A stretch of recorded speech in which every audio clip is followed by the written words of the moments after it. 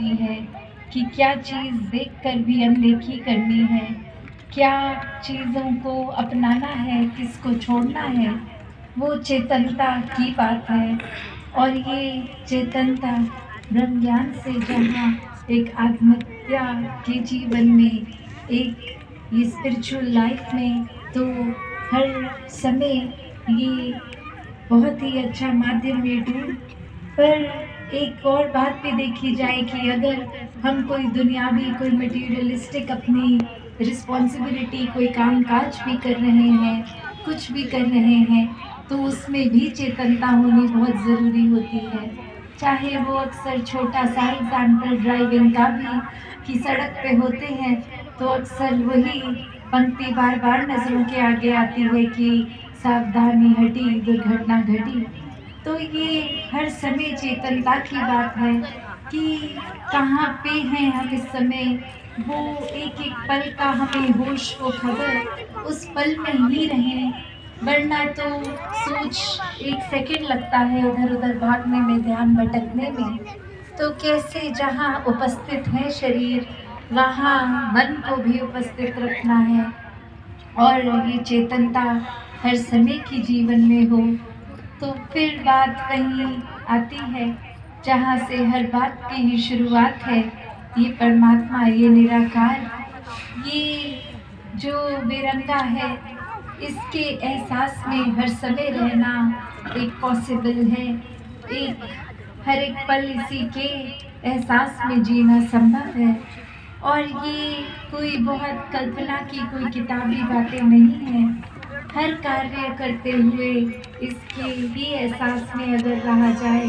तो ये परमात्मा हमारे जीवन में और गहराई से उतरता है। कैसे फिर जहाँ बात अभी ज़िक्र भी अहंकार का हुआ कि कैसे फिर मन हमारा अक्सर इतना ज़्यादा, किसी ने थोड़ी तारीफ़ क्या कर दी, वो ही बात में इतना अपने आप को श्रेष्ठ मानते हुए एक ऐसी विचारधारा के अंतर्गत रोज़ जीना, उठना, खाना, बैठना शुरू कि अब हमसे श्रेष्ठ तो कोई नहीं। हर एक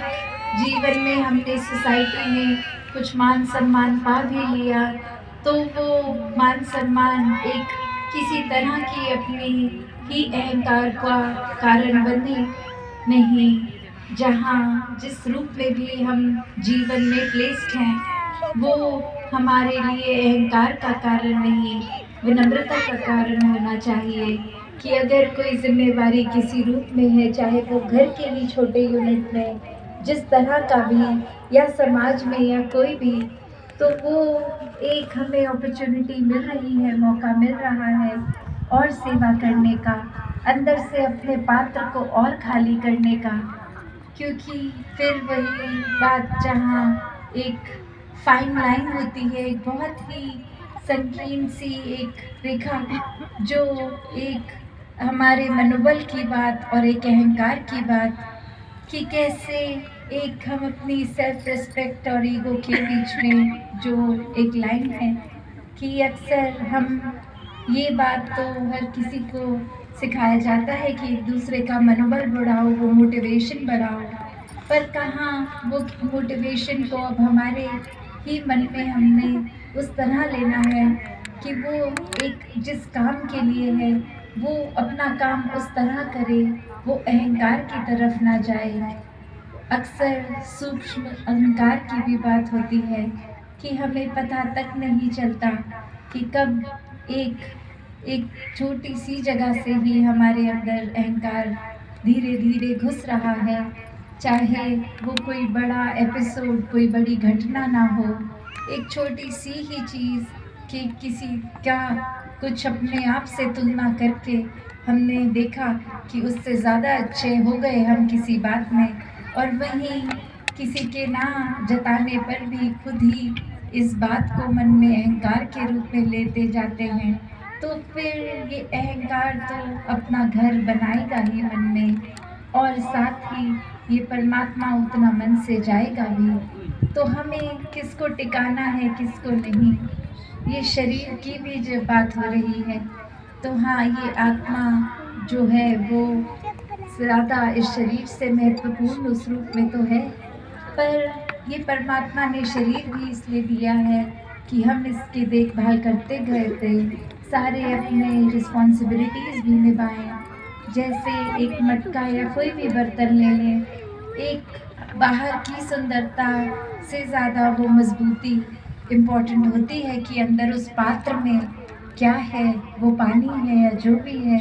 क्या टिकेगा। एक थोड़ा-सा भी सुराख हो जाए, तो वो पानी तो पात्र में टिकेगा नहीं, बह जाएगा। तो उसी तरह ये तन, मन, धन के साधन ये निराकार ने तो दिए हैं हमें, पर अब हमें इन साधनों को क्या करना है, सदुपयोग तो करना ही है, पर एक वो जो बात कि कैसे उसका सही इस्तेमाल करते हुए उसकी यूटिलिटी